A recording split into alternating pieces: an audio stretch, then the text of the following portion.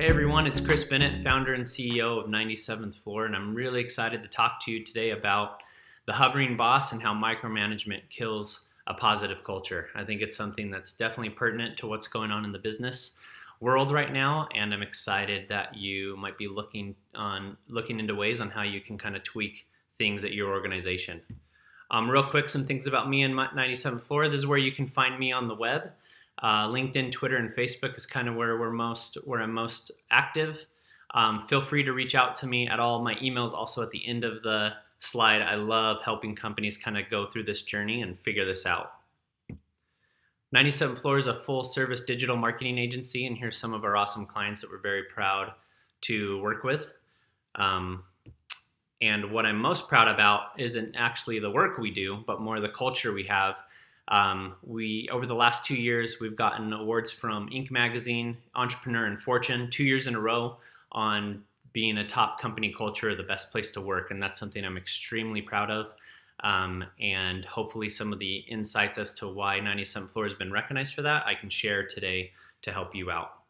And here's a quick slide on just kind of all the gamut of services we offer to our clients. But I'd like to just jump right into it because I have a lot to cover and some stories to tell, and I'm really excited to kind of go through this journey with you today.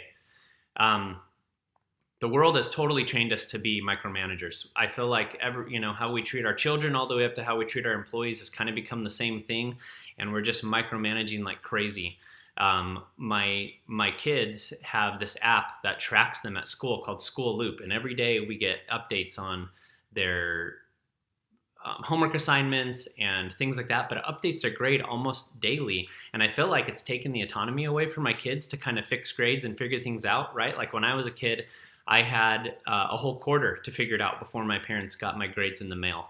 And if you're really sneaky, you can even beat your mom to the mailbox and grab those grades, right? And change the message. But we don't have that anymore, and our culture kind of doesn't have that anymore because of the internet and because of all these tools and how instant everything is. And it's all great and we need it, but it's also kind of forcing us to micromanage. And I think it's forcing us to kind of pay attention to the noise instead of the substance of what really matters. We're really worried about clocking in and clocking out. Or when things aren't seeming to work, we just throw more policies on top of policies. Instead of maybe going back to the beginning and seeing how we can fix some things, we just throw more and more policies, more band-aids on top of it. When employees start to act up or we have issues, we tend to want to tighten the reins and really get a chokehold on them, for lack of a better term. And we take away things more. Again, using the kid reference, your kid's acting up, you take away their phone, you take away their TV, you take away friend time, and you just keep going down the list until you try to hopefully reach some point where they want to behave. But that's totally a forced, submissive way of doing things, and we've done the same thing in the workplace too.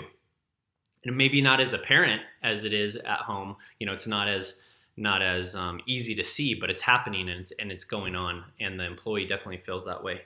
We're monitoring more. We're using more tools, more instant access to things to just see what the employee is doing, and it's turning us into micromanagers. A quick story on that. When I was really at a turning point with 97 Floor and how we wanted to create the culture, I had a friend whose company was growing like crazy, and they had gone from like 50 to 300 employees in like a year and a half or something like that. And he was the CEO, and I went and met him at his office, and he was so excited to show me this new software that he had gotten. And I thought it was something, that was going to help the company run better, or it was like some cool thing I was going to be able to use for like biz dev. I was really excited to hear about it. Turns out it was a monitoring software where he's monitoring how long his employees are on YouTube and Facebook and chatting and things like that. And he was totally stoked on seeing this feed of noise from his employees each day. And it kind of grossed me out, and it kind of got me worried. And it was actually a really good thing for me because it kind of helped me see what I didn't want to do, because that type of mentality is totally choking our culture. That mentality is suffocating to your employees. And it's also a huge time waster on both sides, both the employee and the executive. Here's this executive whose duty to the shareholders and his employees is to run the company, grow the company, lead the company, and he's spending a lot of his time, watching YouTube videos via his monitoring software and seeing what his employees are doing, and forming these subjective opinions about employees because he's catching them at this weird time where they might be, taking 5 minutes to watch a funny video or something like that. That's a huge money taker too. It's a money waster. You got to use all your resources in IT and policies to kind of roll that type of stuff out. It's not needed. And the biggest, most important aspect to me is it's an energy or a morale robber. You don't want, as management, you don't want to be an energy robber to your employees. You don't want to be someone that they dread to work for or come in for, or where they feel this ominous presence, of you, and they're working because they're scared. You want to inspire them, and you want to make sure that you're not, robbing them of their energy and their passion for the work. So a quick story on that. This kind of happened around the same time. In our old office, I had an office right by the front door, and I would see when employees would come on time or come late.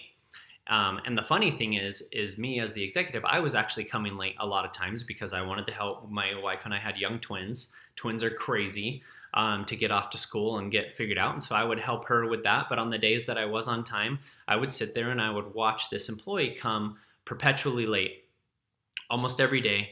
Not 30 an hour, 2 hours late. It'd be 5, 10, 15 minutes late. But because the way I was trained, and we're a budding company, we're young, I felt like, this is something I had to pay attention to.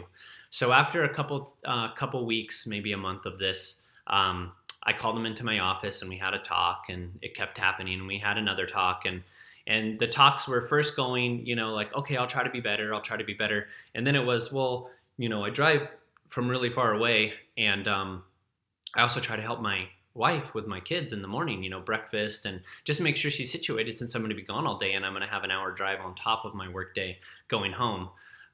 So I'm gone, that extra time. And as we got to talking, I started to realize this has nothing to do with the work. I'm about to fire this guy who was an exceptional employee, one of our best.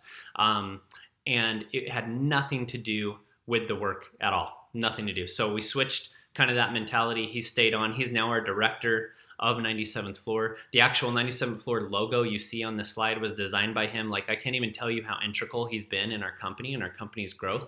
And he was about to be let go because he was helping his wife out and trying to get his family situated, and zero reason had to do with the work. So I tell that story a lot, and a lot of people are like, that sounds great, but how do we change it? We have a large organization, or we've been doing this thing for a really long time. I mean, how do we even jump in and get things started? So I like to work backwards. I like to start at the end and kind of work back to the beginning. What I mean by that is, a good example is Tesla. When Elon started Tesla, it wasn't, hey, let's build an automotive company and then make some things better. It wasn't like, let's do it just as good as BMW or something else and do a couple other things to be better, or let's build, a BMW and make it electric. It wasn't that at all. He started with everything that was wrong. What's wrong with the automotive industry? All the way from the dealership experience to the car, all that stuff. And what he got wasn't just a nice luxury car that's electric. It's the safest car on the road. It's the fastest car on the road. I mean, this is a 5-person sedan that's faster than the fastest Porsches and Bugattis and, things like that on the planet. And he started backwards and totally reinvented everything. And that's why he was able to disrupt what he's disrupted right under the noses of all the other auto industries. So the same thing, you need to start with the company's core values, the overarching company focus, and work backwards. If you're not familiar with the Netflix culture deck, please go read it right after this. It's one of the best things on the internet regarding culture. I think it's also kind of what started or ignited a lot of this culture focus or renaissance, if you will, in business. So definitely go through it. But one of the things that Netflix started with when they did their culture was identify their core values. And you can see their 5 main core values right here. And I love number 5, avoid rules. I love that because it's so counterintuitive to the business world. And when they did this, is actually quite a bit ago, when they were still like a DVD sending out company. It's been a while since they started this. And I love that that was one of the 5, like actually one of the 5 core values is try to avoid rules at every possible turn. So start with the company specific KPIs. These are going to be revenue. These are going to be, growth, maybe overall employee retention, big general core values that management can start with there. And then that needs to go to the departments, where each of the department heads is coming up with the KPIs that matter to them and how their specific KPIs apply to the company core values. Those key performance indicators, those things that department's in charge of, that's going to affect the company goals as well. But that needs to trickle down all the way down to the individual employee. So you're going to really work with management a lot on this to help them identify those things for their divisions, for their teams. But I'll get to it in a second, but you really want to have the employee have a lot of say in this as well. You want them to have buy-off. And when I say, KPIs for the individual, I mean really true KPIs. This is something that a lot of companies get hung up on when they're starting out. And it takes a big mind shift. You kind of got to think a little laterally and kind of rethink some things and not be afraid to kind of just brainstorm and spitball. I'll give you an example. An old KPI for a customer service rep might be showing up in the office at 9 a.m. sharp to answer the phone, right? You're a product company, you have customer service, you're open for customer service from 9 to 5, and now it's even different, with online chat and things like that, you're probably open 24 hours. But let's say you're open 9 to 5 on customer service, so you think your KPI for that customer service rep would be, you need to be in right at 9 o'clock because the phones are going to start ringing right at 9:01. And that's your KPI. And that's totally wrong. That's going back to that micromanaging. That's going back to kind of tracking the means and not the end. And what I would maybe suggest should be that KPI is for that person to effectively resolve customers' concerns and questions in a timely and positive manner. So, right, what's the real purpose of them? They're supposed to resolve their concerns or answer their questions about the product. They're supposed to do it quickly, and they're supposed to do it in a very positive manner that leaves the company in a good light with that person.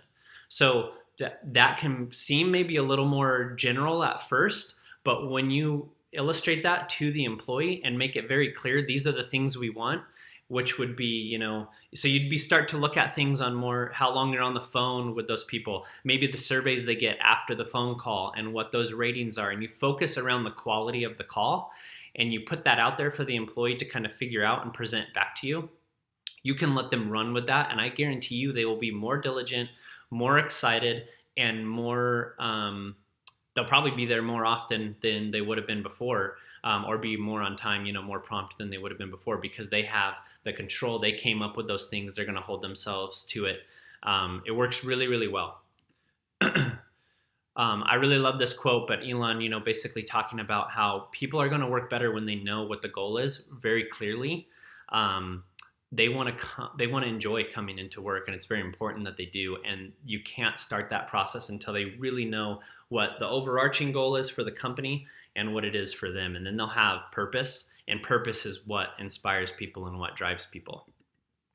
So at 97th Floor, we give our employees 100% autonomy in exchange for 100% accountability. When you have the freedom to do all of that, then you have to have the accountability to, report back on that. And that's something that we're very clear on. That's something we talk a lot about, and something that's been very, very positive for us. One of the most important things when you make this shift is the management has to not just talk the talk, but walk the walk. That's the problem before with the old way with like the policies and things like that. A lot of times it looks like management's talking the talk, but not walking the walk.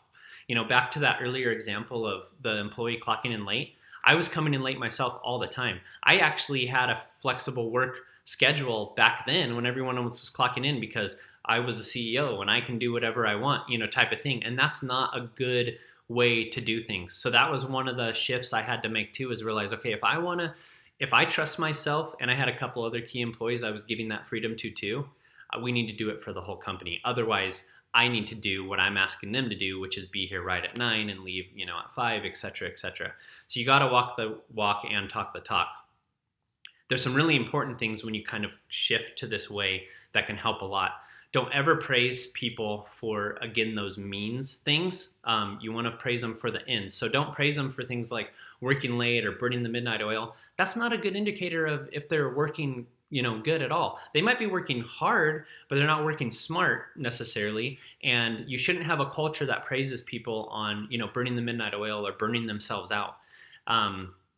We have a really good example actually right now where we rolled out a new paternity leave plan that extended the time much longer than we had before. And one of our directors had a baby, and he's been out for a couple weeks now, and he has about a week left or so, and he's chomping at the bit to come back. He wants to come back to work so bad. His wife is fine. They got help. It's their second kid. They've done this before. He feels like he's ready to come back to the workforce.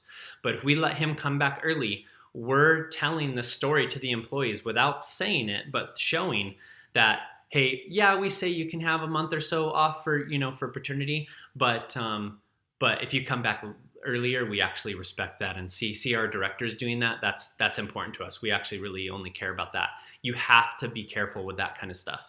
Only praise the results. Don't, like I said, don't praise the subjective things. Don't make subjective excuses when you mess up as management on your results. Don't come up with subjective stuff or make justifications as to why you didn't get done. Your KPIs are clear too, and they should be clear to those you're reporting to and the teams that are reporting to you. And don't come up with lame, subjective excuses on why those weren't done, because you don't want your employees to be doing that. And then, like I said earlier, be very clear on the KPIs and very clear on the goals, both for yourself and for the people and teams you manage. When you do that, clarity becomes everything, and it becomes very centered around the work. It becomes very clear what everyone's doing. It's very, very exciting, and it's very freeing. There's a lot of things that are scary about kind of going this route, but I can assure you, as scared as I was scared out of my wits on a lot of it. It very quickly resolved my concerns because so many things became clear. So many things just got so much better. And I'll talk about some stats around that in a minute, because you become a data-driven autonomous organization. The data you're now tracking and looking at isn't how often your employees watch YouTube videos or Facebook. The data you're tracking and looking at the most is all the work-related data, the results, and you're letting everything else just kind of go by the wayside, because those tell the true story. And if those aren't working out, that's what really matters, and that's why that employee should be let go, not because they spend 5 extra minutes during their lunch chatting online or looking at Facebook or things like that. And one thing that really surprised me was the organization becomes very self-policing and autonomous.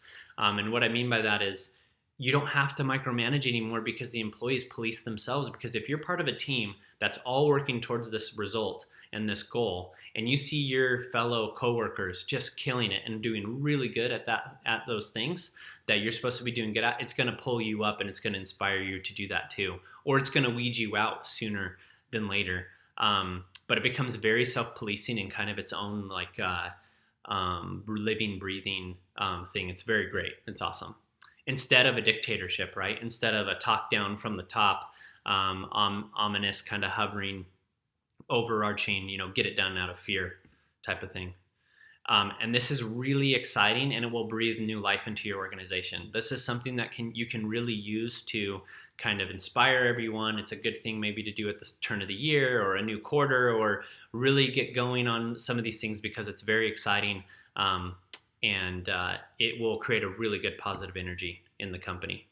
But not everyone fits into this. Most adults want to be treated like adults and want to be treated with autonomy and come up with their own decisions and hold themselves to their own goals and things like that. But not everyone is for that. Some people just want to be told what to do, when to do it, and where to do it. And that's okay. That's not something you should get hung up on. In fact, I think it's actually really good, because this system weeds those people out very quickly, like I mentioned before, and it becomes something that makes it very easy to kind of identify. And you're no longer focusing on those wrong subjective things. You're focusing on the employees that need help because they're not getting the results done. When these things are clear, you're making these KPIs clear. It makes onboarding and letting people go a lot easier for both parties, because it's very clear, it's very concise. The conversation isn't where you say one thing and the employee leaves and it's like, oh, just he likes me more than others, or that manager, she's just friends with so-and-so and not me, that's why I didn't get the raise, or things like that. There's no kind of underlining meaning in anything, because everything's very clear, and it becomes very amicable and very good for both sides when there's issues or you need to let people go. One of the things you got to do though is start from the beginning. So you got to update all your hiring verbiage that you're saying when you're posting on LinkedIn or the places you're doing to hire. You got to make it very clear. One thing that people get caught up in is they'll tout all the flexibility and all that stuff when they're hiring, to try to get a lot of new resumes in, which works. But you don't want people to think it's a free for all. It's not a free for all at all.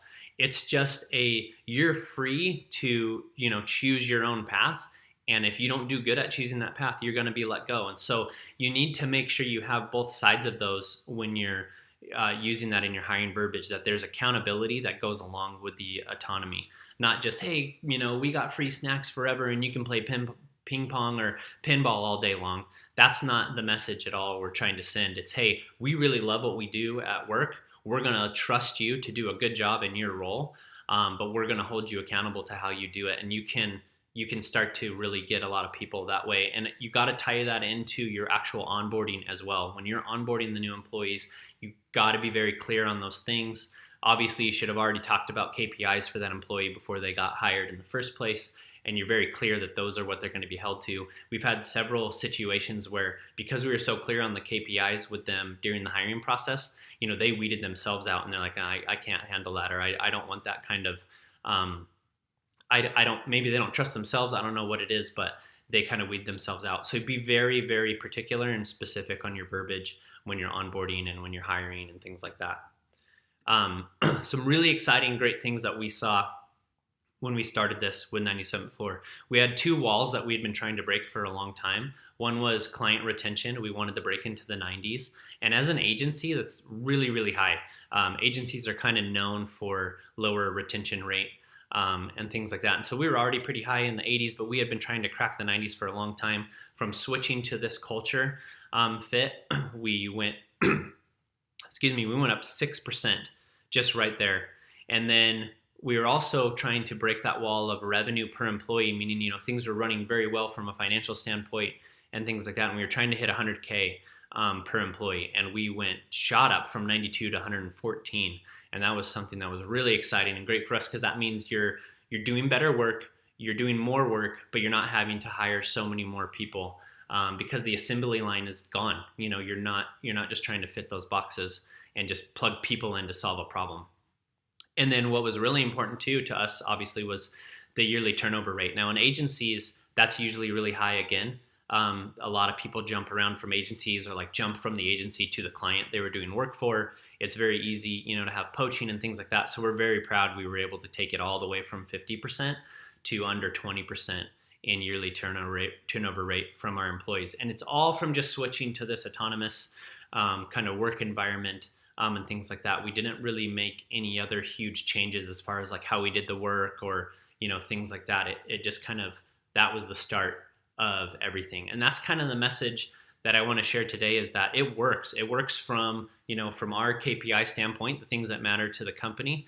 But it works really, really well. Now, there's going to be a lot of hiccups in the beginning, but a lot of those are going to come from maybe not being clear enough, or, really not making sure you're walking the walk and talking the talk and things like that. But it's really not going to be near as bad as you might be worried that it is, or that you think it's going to be.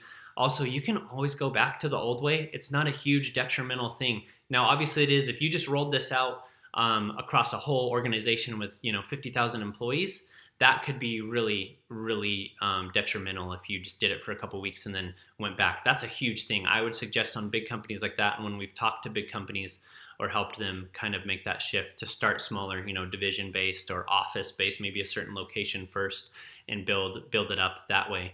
But it works. It works really well. It's where everything's going. We're all adults. Our employees are adults. They're not 14-year-old kids or 9-year-olds. They want to be treated like adults, and when they are, and when their vision and goals are clear, they're going to be happier. They're going to have more passion. They're going to have more trust in themselves and their organization. They're going to want to stick around more, and they're going to make this goal that that your company or my company has for us. They're going to make that their goal for their life and for what they're doing, and it just works extremely well. And it's something that I'm really passionate about, and I believe in very much. So that's it for me today. I hope that that really helps you out. Like I said before, here's where you can get a hold of me. You can reach me on those social channels from before, or email me personally. I love helping companies figure this out. We've helped a lot of companies both in our industry and our clients, and even totally unrelated companies. Like one of the companies I was really excited to work with was a turkey farm.